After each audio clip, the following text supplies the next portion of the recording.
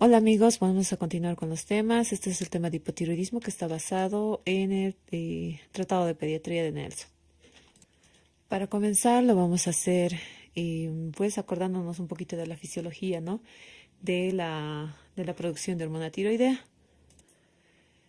Tenemos en el hipotálamo la producción de la hormona estimulante de hormona de la TSH, que es la tiroestimulante, y posteriormente el estímulo a nivel de la tiroides con la producción de T3 y T4, cuyas funciones pues van a ir entre el crecimiento, el efecto sobre el aparato cardiovascular, con los factores de crecimiento, el metabolismo celular en general, es que nos van a acelerar la funcionalidad celular y la transcripción genética y el desarrollo. Por eso es bien importante durante el embarazo, ¿no? Bueno, partiendo de esto es que tenemos el concepto de hipotiroidismo congénito, que es una situación resultante de la disminución congénita de la actividad biológica tisular de las hormonas tiroideas, bien por producción deficiente o a nivel hipotálamo hipoficiario, que es el hipotiroidismo central, es decir, no va a haber estímulo o la hormona tiroestimulante, o bien por la resistencia a su acción o alteración de su transporte en los tejidos diana, ¿no? En cada uno de las funcionalidades que va a tener, que va a ser el hipotiroidismo periférico. Se dice que aproximadamente entre uno de cada 4.000 lactantes en todo el mundo puede tener el hipotiroidismo congénito, y hay que tomar en cuenta que no es hereditaria, la mayoría, ¿no? Y bueno, mencionar que tenemos el hipotiroidismo primario, cuya principal causa es las disgenesias, ¿no? La disgenesia es el parte del 80-85% de las causas de hipotiroidismo congénito, seguido de ¿no? La ectopía, que es el 66%. Bueno, en realidad de este 80-85%, el 66% es ectopía y el 33% es aplasia. ¿Ya? La ectopía, la mayor frecuencia se va a encontrar en el trayecto del conducto tirogloso, en la base lingual, ¿no? Y la aplasia de las células. Y bueno, entre otros tenemos los defectos del desarrollo, que está dentro de esas la disgenesis, que es la más frecuente. Luego tenemos los defectos de la síntesis de hormona, la falta de respuesta a la TSH, el defecto de transporte de la hormona tiroidea, los anticuerpos maternos, eh, y el déficit de yodo, ¿no? Dentro de estas, bueno, una causa tal vez importante es pues la aplicación o el yodo que se aplica, ¿no? A agentes yodados durante las cesáreas. Por ende, en otros lados, pues está prescrito utilizar agentes yodados para las cesáreas, ¿no? Como agentes a- esterilizantes, ¿ya? Para la cirugía. Ahora, el consumo materno de ioduros, amiodarona, propiltiuracilo, metimazol o radioyodo, pues va a ser otro factor. De esto es que tenemos que partir para una anamnesis correcta y un adecuado tratamiento. Vale decir, bueno, que la dishormonogénesis te va a producir en 15% y la mayoría de ellas se va asociando a bocio. Ahora, este es un pequeño esquema en cuanto a la biosíntesis de la hormona tiroidea. Tenemos el tiroidocito, ¿no? El capilar que se absorbe yodo. El yodo va a absorberse por difusión facilitada hasta el coloide que tenemos en la parte interna, donde pues se va a liberar la tiroglobina. La tiroglobulina se va a asociar al yodo, va a hacer el proceso de oxidación y luego la organificación formando tres moléculas, ¿no? Que son generalmente, bueno, conocidas, la monoyodotironina y la diyodotironina. Mm, y pues estas posteriormente se van a ir formando entre monoyodo, diyodo, tetra y triyodotironina, ¿ya? Que va a ser en el actor del acoplamiento y posteriormente tras la liberación de la monoyodotironina y la T3 y T4, que son la liberación de las hormonas propiamente dichas. Y bueno, otras causas del hipotiroidismo central, ya en la cual pues va a haber deficiencia aislada de la formación o de la tiroestimulante, falta de respuesta, que puede ser mutación de los receptores, de repente, ya déficit de TSH, déficit de hormona de crecimiento, prolactina, todo esto se va a asociar, ¿no? Y bueno, en cuanto a la etiología, bueno, íbamos diciendo, ¿no? La disgenesia es la causa del 80-85% del hipotiroidismo congénito, ¿no? O primario. Es más frecuente en mujeres y hombres con una proporción de 2 a 1. ¿ya? Y puede estar relacionado con los factores o la alteración de los factores de transcripción, ¿ya? Eh, y pues su clínica entre distrés respiratorio, problemas neurológicos y permanentes corea, ataxia es lo que van a presentar en un futuro estos pacientitos si no son detectados lo más antes posible para exposición inmediata a la hormona tiroidea. Por otro lado, la síntesis defectuosa de la tiroxina, ¿ya?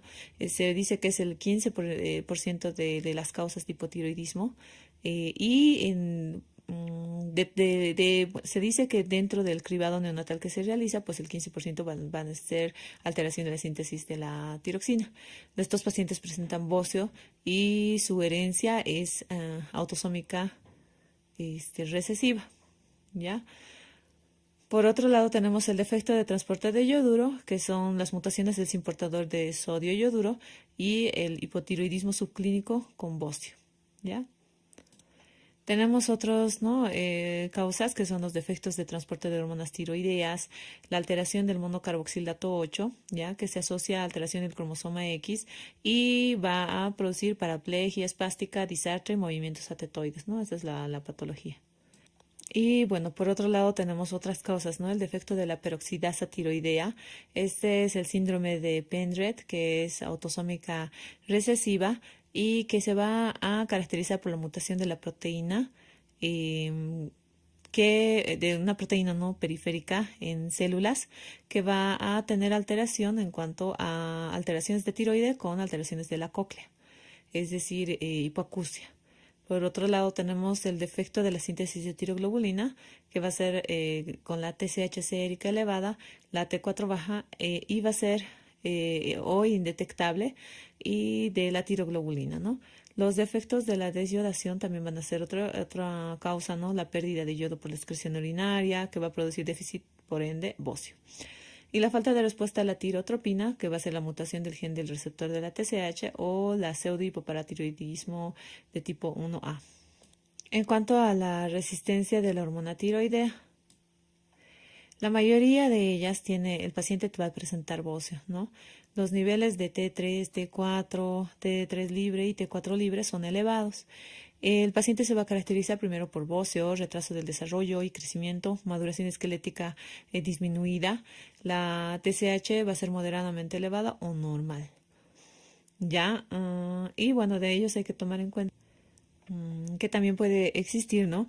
Los anticuerpos bloqueantes del receptor de la tirotropina, que van a tener, bueno, depende de los niveles maternos de anticuerpos, ¿no? Durante el embarazo. Luego tenemos la administración de radioyodo durante el embarazo, que puede desde los 70 a 75 días va a captar a nivel de la tiroides del neonato. La exposición al yodo, antisépticos como les decía, por encima de 12 miligramos ya administrados en la madre, también puede producir al pacientito pues alteraciones de la hormona tiroidea. El bocio endémico va a ser por déficit de yodo, que básicamente por esto es que pues se realiza el control de yodo en las sales, ¿ya? Y pues la exposición a yodo de más de 250 en el embarazo. Y pues ya hablando del hipotiroidismo central, que va a ser el déficit de tirotropina o de la hormona liberadora de tirotropina, se va a presentar con una frecuencia de 1 por cada 30.000 a 50.000 lactantes. Las alteraciones van a ser a nivel del receptor de la hormona liberadora de tirotropina y pues en esto también, digamos, puede presentarse de forma transitoria y pues no representar em, ninguna repercusión cuando son niños pretérminos, porque su función tiroidea en ellos puede estar disminuida. Por ende, la T4 en sangre del cordón puede estar disminuida. Pero es transitorio, ¿no? Y requiere terapia sustitutiva temporal con la levotiroxina, ¿no? Y bueno, vamos a presentar un caso clínico. Es un paciente de 5 días de vida, producto del primer embarazo, nacimiento por cesárea programada por DCP. Presentó sufrimiento fetal agudo, el líquido amniótico fue meconial, recibió estimulación y aporte de oxígeno adicional transitoriamente, ¿no? Externado en buenas condiciones, acude al control con la madre y la mamá se percató, ¿no?, que tiene dificultad para la lactancia, pero tolera la fórmula. La primera emisión de meconio fue con estímulo a las 36 horas después del primer día, que lo nota apático, ya con llanto grotesco, y el examen físico es hipotonía generalizada, fontanela anterior amplia, 4 centímetros, normotensa, mucosa húmeda, llanto ronco, cardiopulmonar normal, sin datos de dificultad respiratoria, y presenta ictericia Kramer 3, más o menos por el abdomen, por ahí. El abdomen no está distendido, blando, ruidos hidroides normoactivos, llenado capilar menor a 2 segundos, piel seca, macroglosia. Y bueno, su frecuencia cardíaca 144, frecuencia respiratoria 44 y temperatura 36,5. ¿Cuál sería el diagnóstico diferencial? Ictericia neonatal, hipotiroidismo congénito, sepsis neonatal o todos. Bueno, ya pasando a las manifestaciones clínicas del hipotiroidismo, podemos decir que la letargia es una de las características, ¿no? Hipoactividad, constipación, trastornos de succión, deglución, crisis de insuficiencia respiratoria, ictericia prolongada, llanto disfónico, acrocianosis, piel marmórea, hernia umbilical. La fontanela posterior va a ser abierta y la anterior va a ser muy amplia. Puede presentar periodos de hipoglicemia, piel seca, fría, desaceleración del crecimiento, macroglosia. Vale decir que el 10% asocia a otras anomalías congénitas, es decir, si tenemos un paciente que tuviera el diagnóstico de hipotiroidismo ya, entonces hay que buscar otras, ¿no? Se puede realizar dependiendo de las fases del niño y después del tratamiento para ver si hay remisión de algunas, pues entonces buscar otras anomalías, ¿no? De repente realizar alguna ecografía para ver si pues los órganos internos están bien y demás. Bueno, en cuanto a las complicaciones después del hipotiroidismo, puede presentar datos de dificultad respiratoria, ataxia y coleotetiosis, ¿no? Esto sí va a estar asociado a mutaciones del gen NKX2-1, ¿ya? Y tenemos la de tipo 2, cuya alteración se asocia a hipotiroidismo, paladar hendido y pelo a púas. Pelo a púas más o menos es como pelo muy seco, ¿no? Y grueso. Puede tener hipotonía pseudohipertrófica muscular generalizada cuando se asocia al síndrome de Coher de Bresson-Melange. Para facilitar el diagnóstico, pues tenemos esta escala, ¿no? La escala o el índice de Letarte, que sirve para pues un diagnóstico clínico, ¿no? Obviamente estos datos pues no son específicos de hipotiroidismo, pero de repente nos va a ayudar en el sentido de poder para pedir interconsulta o pues de una, si presenta todos los criterios, pues ya. Se han realizado estudios en los cuales tiene bastante sensibilidad, sin embargo la especificidad aún es baja. Ya, el índice de Letarte pues se caracteriza por hernia umbilical, problemas de la alimentación, hipotonía, estreñimiento, macroglosia, inactividad, moteado cutáneo, piel seca, fontanela posterior amplia y facies característica. En total de 13 puntos, en las cuales si tenemos menos de 4 puntos el diagnóstico es descartado. Pero si tenemos de 4 a 7 es uno de sospecha, probablemente, y nos vamos a basar para sacar un laboratorio. Y mayor a 7 pues ya un diagnóstico clínico de certeza. Y bueno, recordando a nuestro pacientito, pues nuestro pacientito tiene hipotonía, tiene problemas de alimentación, que serían 2 puntos, tiene macroglosia, que serían 3 puntos, inactividad porque se lo nota apático, 4 puntos, piel seca, 5.5 puntos, ¿no? Y 5.5 que nos daría un diagnóstico de sospecha. Ahora, pues pasando, este era nuestro casito, ¿no? ¿Cuál era el diagnóstico diferencial? ¿Ya? Tiene ictericia, ¿ya? Y tiene 5 días de vida. Entonces todavía no es ictericia prolongada. Habitualmente los pacientitos que tienen ictericia prolongada se tiene que sospechar, ¿no? Si tiene algunos otros datos que aún no sean tan llamativos, pues se tiene que hacer. La ictericia prolongada se denomina cuando el paciente presenta ictericia por más de los 14 días en recién nacidos de término y más de 15 días en recién nacidos, no, perdón, de 15 días de recién nacidos de término y más de 21 días de recién nacidos pretérmino, ¿ya? Entonces, puede presentar ictericia, sí, puede presentar hipotiroidismo, tiene algunos datos, pero es de sospecha nada más. Y sepsis neonatal también puede ser, ¿no? Por la presentación, ¿no? Hipotonía, la ictericia misma y que está apático, ¿no? Hipoactivo. Entonces todos son parte del diagnóstico diferencial. Lo que sí vale de mencionar es que el paciente puede tener un llanto ronco. El llanto ronco pues es característico del hipotiroidismo, ¿no? Vamos a hacer otra pregunta. En relación a los exámenes complementarios, marca el enunciado incorrecto.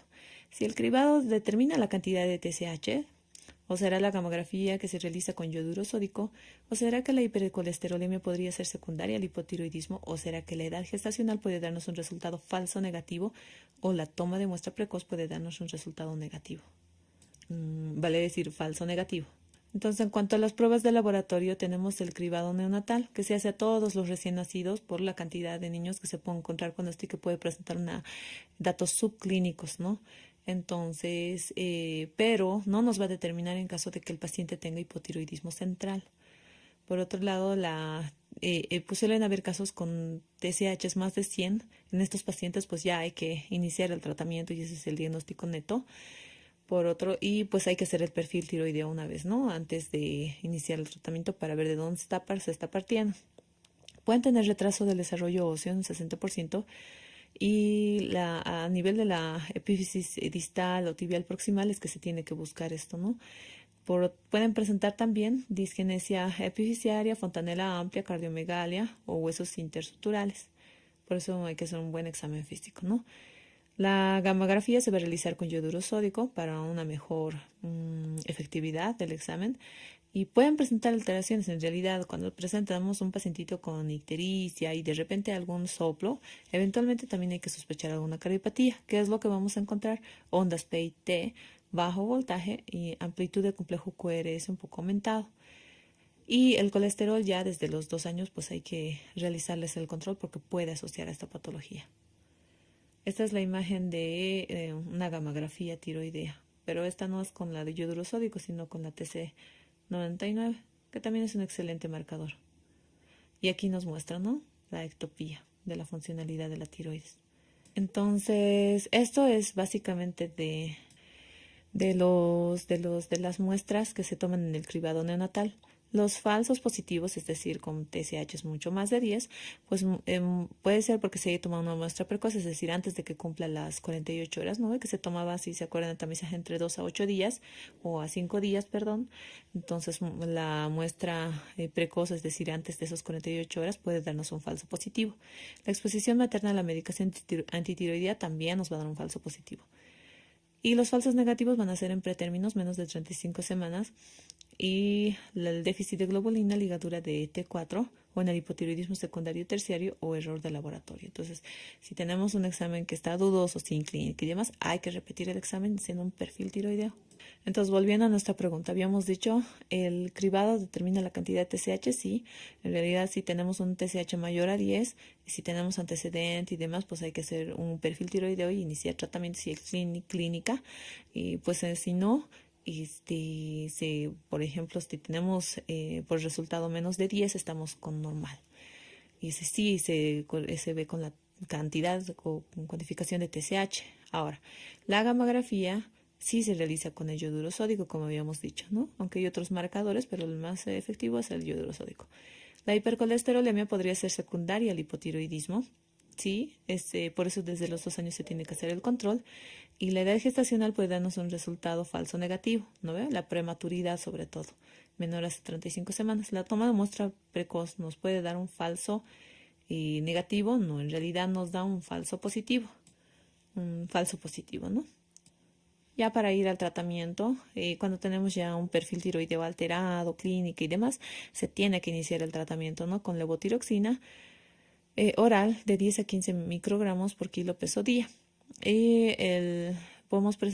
Cuando tenemos un paciente con hipotiroidismo grave, con clínica florida y demás, se debe realizar con la dosis elevada de la posología, o sea que más o menos 15 microgramos por kilo peso día. La medicación se puede triturar, no se tiene que mezclar con fórmula de soya porque disminuye su absorción. Y para administrar, digamos, la medicación se tiene que evitar la comida de 30 a 60 minutos para evitar regurgitación, porque puede provocar la misma, ¿no?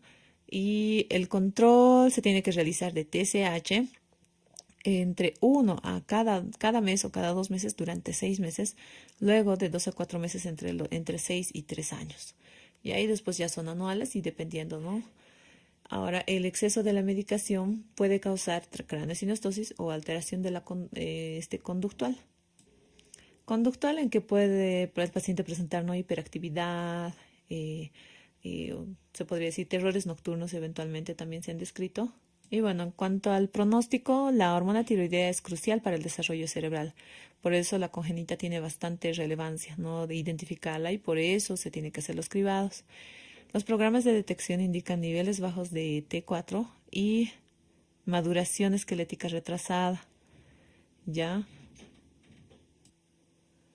Y con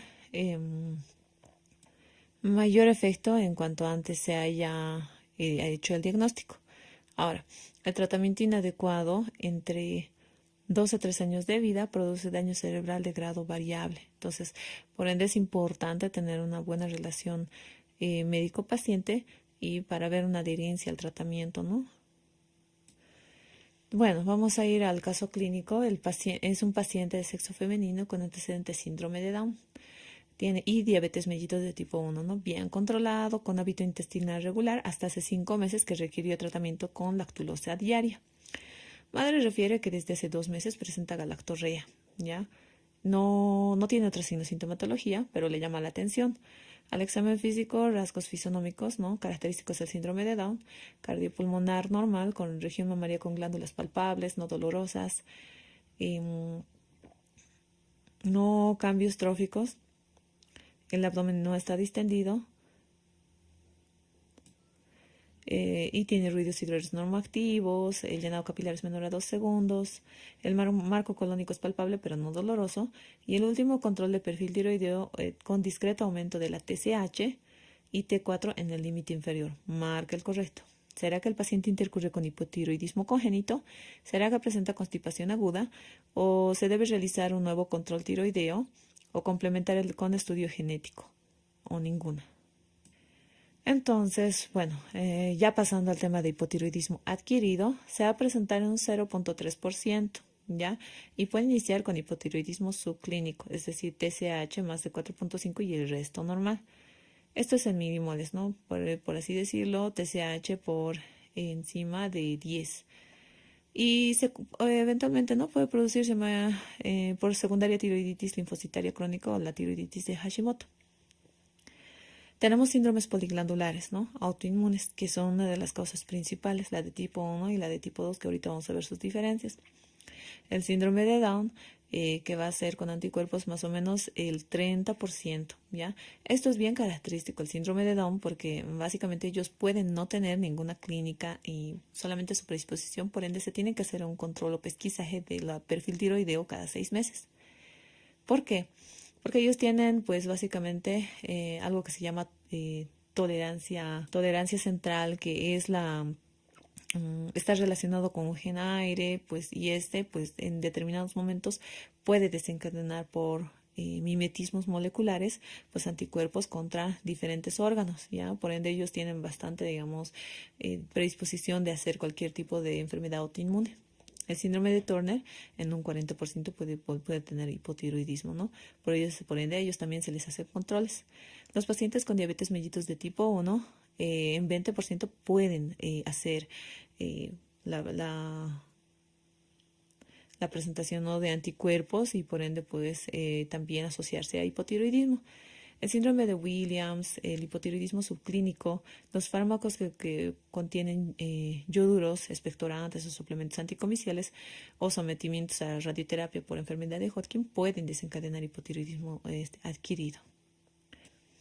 Y bueno, vamos a pasando. Entonces, en cuanto a la clasificación etiológica del hipotiroidismo adquirido, tenemos la autoinmune. La autoinmune, la que va a ser tras ablación, la que va a ser por enfermedades sistémicas infiltrativas, las enfermedades hipotálamo hipofisario con deficiencias hormonas múltiples. Y bueno, dentro de ellas la principal, no habíamos dicho, la tiroiditis de Hashimoto. Y dentro de estas, nuestro paciente podría tener, ¿no?, síndrome poliglandular autoinmune. ¿Ya? ¿Por qué? Porque ya tenemos diabetes mellitus de tipo 1, entonces ya tenemos uno. Ahora habría que investigar si es de parte de que viene de la tolerancia central por el síndrome de Down o simplemente por el mimetismo de que presenta su diabetes mellitus. Y bueno, tenemos aquí las diferencias, ¿no? La incidencia es mucho más frecuente la de tipo 1 que la de tipo 2, ¿no? Luego es más frecuente en mujeres, en la de tipo 2, en mujeres, bueno, en la de tipo 1, pero con una relación muy cercana. Luego, lo que nos llama la atención es que estos pacientes pueden presentar candidiasis mucocutánea en la de tipo 1, la de tipo 2 no. El hipoparatiroidismo puede ser en la tipo 1 y en la de tipo 2 no. La diabetes mellitus de tipo 1 puede presentarse con más frecuencia la de tipo 2, ¿ya? Con síndrome poliglandular, autoinmune. Y bueno, todas sus diferencias, ¿no? Pueden asociarse a displasia ectodérmica en la de tipo 1 y la displasia, el vitiligo, que puede estar asociado en cualquiera de las dos, ¿no? Y en la hepatitis autoinmune también. Y bueno, los autoantígenos específicos de cada órgano, vamos a mencionar el que nos corresponde, ¿no? La diabetes tipo 1, la insulina, descarboxilasa del ácido glutámico. Esta va a ser nuestra, ¿no?, causa principal, ¿no? Y de cada una de ellas, cuál va a ser de los síndromes poliglandulares. Entonces, ¿cuáles son los datos? ¿Cuáles son los datos que nos van a importar? Pues son, primero tenemos antecedentes de síndrome de Down, diabetes mellitus de tipo 1, ¿ya? Lo que también me llama la atención es que hace 5 meses presenta constipación, ¿no? Que inicialmente era normal y pues necesita lactulosa. La lactulosa es un metabolito, ¿no?, que ayuda para las evacuaciones, ¿no? Regularizar en casos de constipación. Y el examen físico, bueno, la mamá refiere, ¿no?, que hay galactorrea. Eso es un síntoma que nos llama la atención. Y pues al examen físico la región mamaria no es dolorosa, tampoco las glándulas sí son palpables, pero no presentan cambios tróficos, o sea, no hay datos de flogosis. El marco colónico sí es palpable, pero no es dolorosa. Y la TSH con discreto aumento y la T4 en límite inferior. Entonces, ¿qué es lo que hay que hacer? El paciente intercurre con hipotiroidismo o presenta constipación aguda o se debe realizar un nuevo control o complementar un estudio genético o ninguna. Y bueno, ya pasando a las manifestaciones, lo que habíamos recalcado, primero, tiene desaceleración del crecimiento. Esto es difícil de valorar en pacientes con síndrome de Down. ¿Por qué? Porque ellos tienen su otra curva y ellos pueden ser mucho más pequeños que una persona normal. El bocio, en el caso de tiroiditis, mixedema, el aumento de volumen sin dejar fobia y tampoco que sea caliente, la bradicardia, que puede presentar debilidad muscular, calambres, ataxia, constipación, la pubertad retrasada, que esto puede ser secundaria al síndrome de Down, ¿no?, y la galactorrea. Cefalea con problemas de visión, esto puede estar asociado a cualquier tumoración que pueda estar presente dentro en el sistema nervioso central. La hiponatremia, anemia macrocítico, hipercolesterolemia y alteración de la creatinina fosfoquinasa. Y bueno, entonces vamos a la respuesta. El paciente no intercurre con hipotiroidismo congénito. ¿Por qué? Porque no se presentaba inicialmente, todo era normal aparentemente en el control y pues recién está presentando alteración en el último control, ¿no? Por ende, no es un hipotiroidismo congénito, puede ser adquirido. Si presenta constipación aguda no. En realidad el diagnóstico de constipación crónica se da a partir de los 2 meses según los criterios Roma 4, ¿no? Se aparece a partir de los 2 meses, ¿no?, de presentación de clínica, que tiene datos clínicos típicos, atípicos, pero básicamente si se quiere lactulosa, esto ya es considerado una constipación crónica por los 5 meses de antecedente. Luego, no complementamos con estudio genético aún. Lo primero que se tiene que hacer es realizar un nuevo control. Pues si en ese control estamos alterados, pues es para iniciar el tratamiento y después recién hacer el seguimiento, si va a requerir algún abordaje en el sentido de anticuerpos autoinmunes y o ecografía y demás. Este es otro pequeño casito que lo presentan en el Nelson, ¿no? Es bien interesante.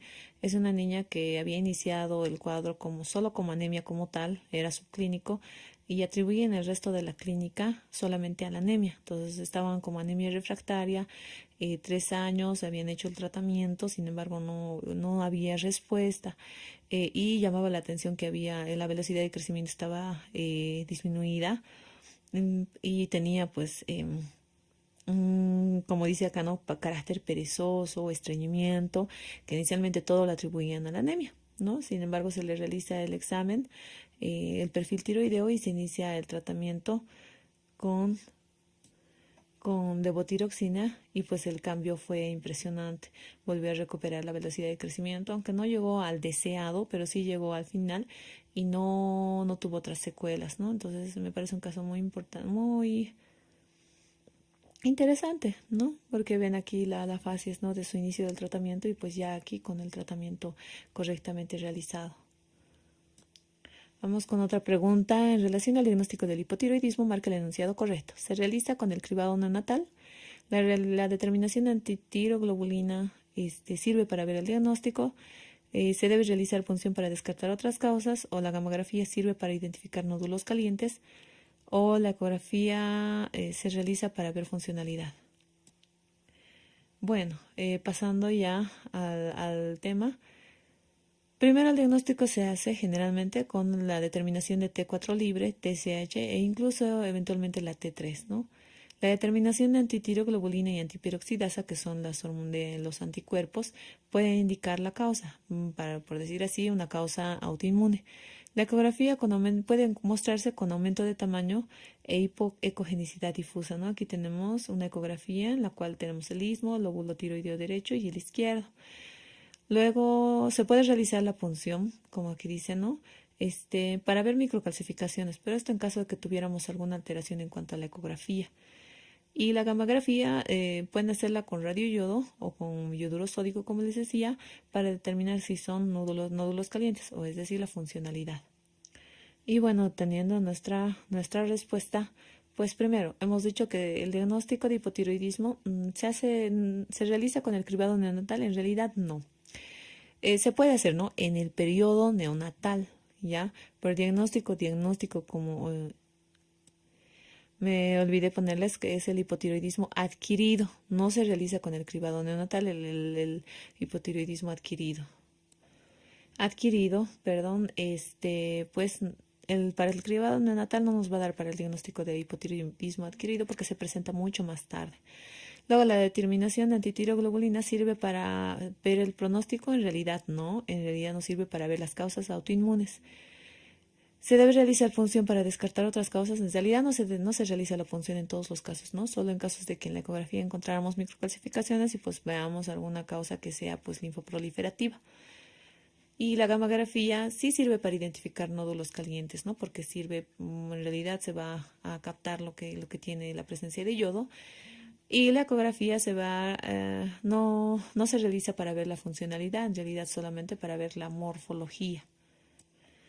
Y bueno, pasando a otra pregunta. Sobre las complicaciones del manejo del hipotiroidismo, marca el enunciado correcto.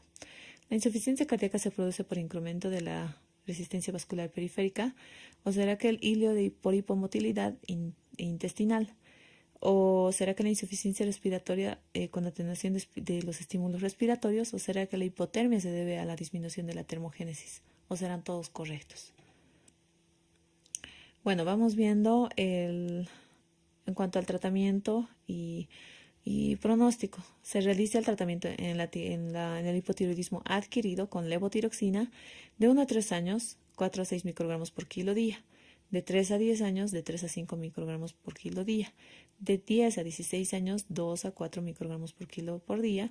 Y los controles son cada 4 a 6 meses. Esto, si se dan cuenta, discrepa con el hipotiroidismo congénito, cuyo tratamiento y su control era cada 1 a 2 meses durante los primeros 6 meses. Y la dosis también se dan cuenta que es un poquito menos cuando son más mayores, ¿no? En cuanto al tratamiento del hipotiroidismo adquirido, ¿ya? Los efectos van a tener efectos adversos como el trastorno del sueño, inquietud, periodos cortos de tensión y problemas de conducta, y cefaleas persistentes, puede haber cambios en la vista o edema de papila. Y bueno, viendo esto, estas son las complicaciones que se puede tener por el manejo con hipotiroidismo complicado. Ya en el sentido de, bueno, tenemos primero la insuficiencia cardíaca, que va a ser por alteraciones de la función ventricular e incremento de la resistencia vascular periférica. La insuficiencia respiratoria se puede producir por ausencia de estímulos, ¿no? Respiratorios, hipercapnico, hipóxico. La hiponatremia se puede producir por alteración de la excreción renal de agua, el hilio por hipomotilidad. La sensibilidad a fármacos puede ser por la reducción del aclaramiento y el aumento de la sensibilidad a los sedantes. La hipotermia y ausencia de respuesta febril a la sepsis, disminución de la termogénesis, delirio o demencia o convulsiones por disminución de las acciones de las hormonas en el sistema nervioso central, la insuficiencia suprarrenal por enfermedad suprarrenal hipoficiaria, la coagulopatía por síndrome de von Willebrand, que puede estar asociado, adquirido, por disminución de los factores vitamina K dependientes. Entonces, nuestra respuesta es la insuficiencia si era por incremento de la resistencia vascular periférica, el ilio si era por hipomotilidad intestinal, la insuficiencia respiratoria sí por atenuación de los estímulos respiratorios y la hipotermia sí por disminución de la termogénesis. Entonces, todos son correctos. Y bueno, gracias, espero que les haya gustado.